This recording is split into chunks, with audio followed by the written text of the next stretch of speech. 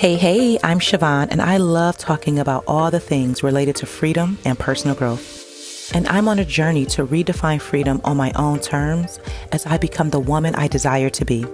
Each week, I'll share in real time what I'm learning as I do my inner work while creating a safe space for my listeners to feel seen. If you desire to be free and live a life that feels good to you, then you're in the right place for beautiful conversations that's going to support you on your journey to freedom.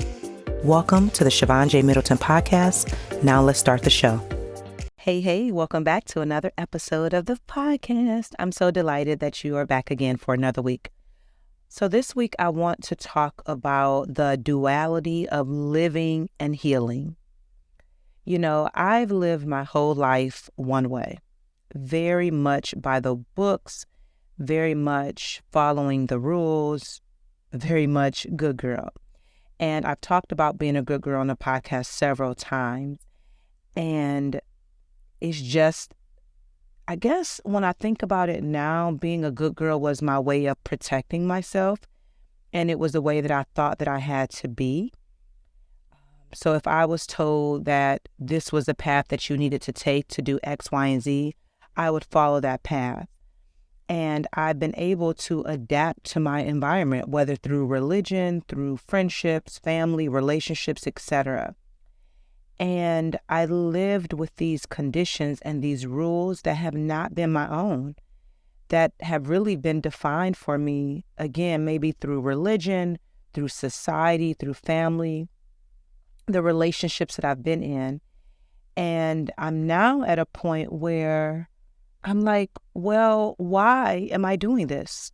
You know, are these the rules, or these are the conditions? Are these my beliefs, or are they someone else's? And I believe I talked about this on the podcast before, that I realized that I've been indoctrinated, which means to teach a person or a group to accept certain beliefs without questioning. And I have lived my life by accepting what people have told me instead of questioning. And you got to live a little, right, to even realize that. And I'm sure at times that I did ask questions, but based on how the question was asked and depending on who it was with, there's judgment on it. I learned, let me just say it this way, that based on the people that I was surrounded by, it wasn't safe to question. And so I accepted whatever they said, lived my life under these rules, under these conditions, versus challenging what was being said. Now, I now know how effed up this is, and I've learned that I personally have to own my voice. I have to speak up for myself.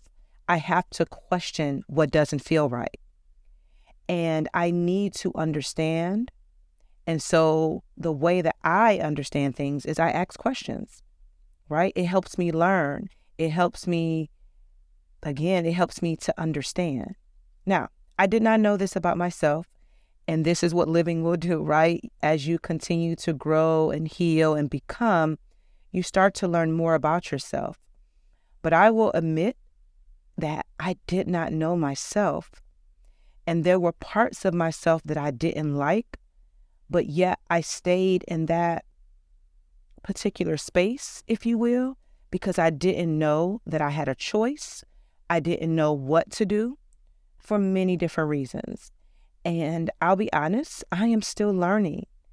And actually, right now where I'm at, this learning process feels better because I'm able to do something with the information that I am discovering about myself, versus feeling stuck and unsure and unclear and afraid to do anything. And I think one way to get to know yourself, and this is just what I'm learning, is to get comfortable sitting with yourself and being only with yourself. And I'm not totally there yet. How my life was shaped in the past, there wasn't space for this. And so this is why I told you this is my year of curiosity and my year of discovery and being open to newness, so that I can get to know who is Siobhan without someone else defining for me who I am. and believing them and living out their beliefs. So I have to check in with myself often. How do I feel? How do I want to feel? And then journal whatever comes up for me. And since leaving my home several months ago, I am in an unfamiliar space internally where everything is new, right? And because I'm becoming more of myself, I'm also grieving who I was, the life that I had, and adapting to this new normal. Because I've been one way for so long, and yes, change is beautiful, change is amazing, but change is also painful. Nothing about my life today looks like the person that I've been for 40 plus years. I'm in a new environment physically. I'm in my own apartment for the first time. I'm learning so much about myself. I'm co-parenting, so I'm mothering in a way that feels good to me. I'm single now. So there's so much about my life that's so different that, yes, I'm excited about what's to become and who I am to become, but there's grief. Like my friendships are different. Like my company is shifting. Everything is different. And yes, this is what I want, but also if I think back to the 2019 version of me or the 2018 version of me, and she was to see who I am today, she would be like, girl, wait, what? Oh, this person isn't in your life anymore? Wait, you got your own apartment? Wait, you're co-parenting? Like everything is different. And that is an adjustment. And there's some grief in that. I've chosen to live my life this way. It is still hard. And I'm also realizing how much of myself was in a cage and how much I've been stripped of. And I take full responsibility because I did not know what I didn't know. And as I'm in therapy and I'm learning so much about my particular circumstances, it's almost like, and I think I mentioned this on another podcast, like waking up from a deep sleep. And then what I'm waking up to is painful to see because I didn't know. And so I take responsibility because I made choices. I showed up a certain kind of way. I am nobody's victim. But now that I have the information that I have and that I'm continuing to get, I'm going to show up very differently. And there's grief in that because I thought things were one way and I'm learning, I'm learning a lot. I'll tell you that. And I'm learning even over the last year through therapy and through healing, how much I'm discovering about myself and who I was. And there's parts of myself I did not like. So now, based on the space that I'm in, mentally, emotionally, physically, spiritually, I'm choosing to not only grieve, but to live my life. And so there's duality where I can do both at the same time. And that's okay. Because healing in itself is intense. Oh my God, it is so intense. And if I allowed myself just to stay in this space of grieving what's no longer true, and then doing the work to heal around it, I would be in that particular space for a very long time. But I also want to live. I want to discover and to be free and all these things that I talk about all the time. And what I'm learning is that I have to live. Like I have to go out and just live my life, because as I'm living my life, more stuff is unfolding that I have to heal from, or I'm like, oh, I didn't know I like this. I didn't know I like that. And I wouldn't know it if I wasn't living my life and I only stayed in the grief and the healing part. And me personally, I just don't want to focus on healing forever. I need experiences to enjoy my life.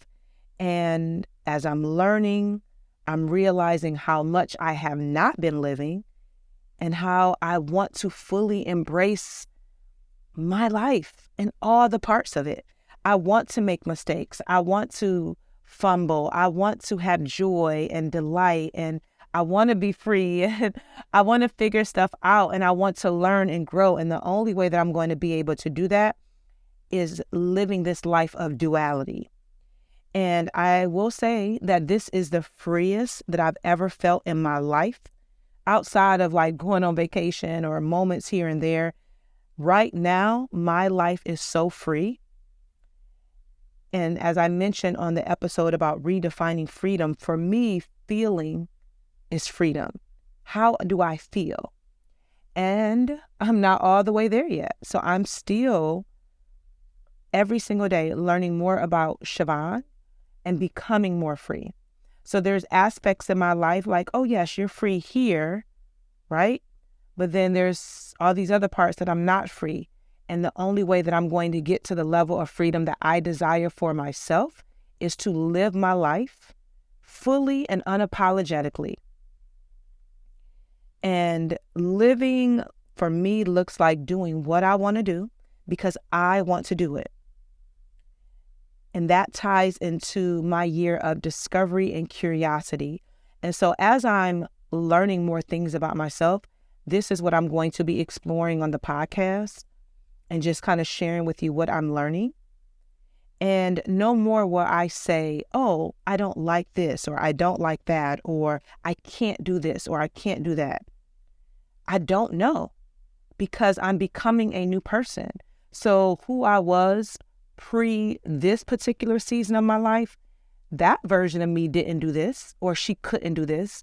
But this version of myself is discovering new things. So for example, when I moved into my apartment, one of the things that I knew off bat, I needed to paint.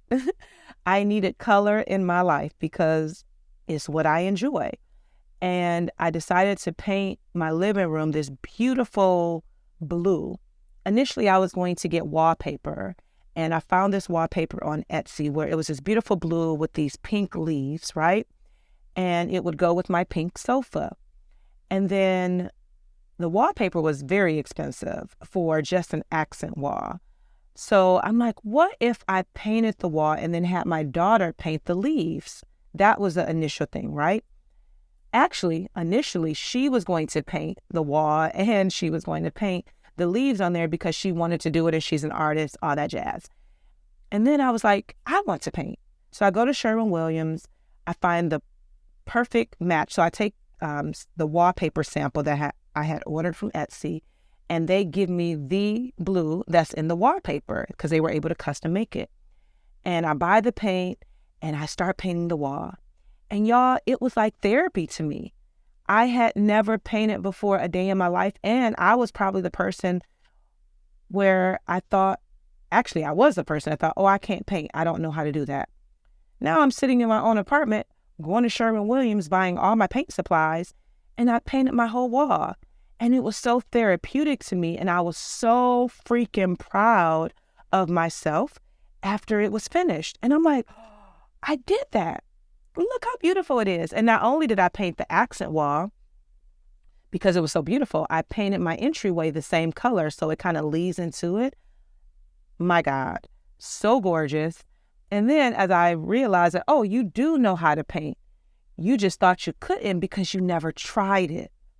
So I think that was probably one of the first things that I got curious about. And then I decided that I no longer wanted the leaves painted on the wall, that I was going to build out a gallery wall. And so my friend sent me this beautiful piece of artwork that I put right in the middle. I had it framed. And so I'm just going to build around that and build a gallery wall on this accent wall. But I just want you to know how proud I was of painting this wall and my entryway and how gorgeous it looks. And then once I realized I can paint, I'm like, oh, I want to paint my bedroom.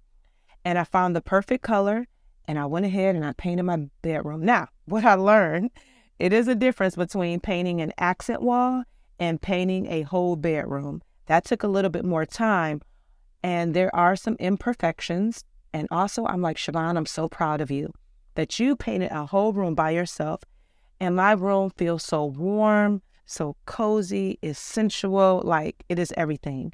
And another thing that I didn't know about myself, I didn't know my decor style, and through searching on Instagram, if you've been following me for a while, you would notice that I was sharing all these pictures in my IG stories from Jungalow or just different pages that really spoke to me.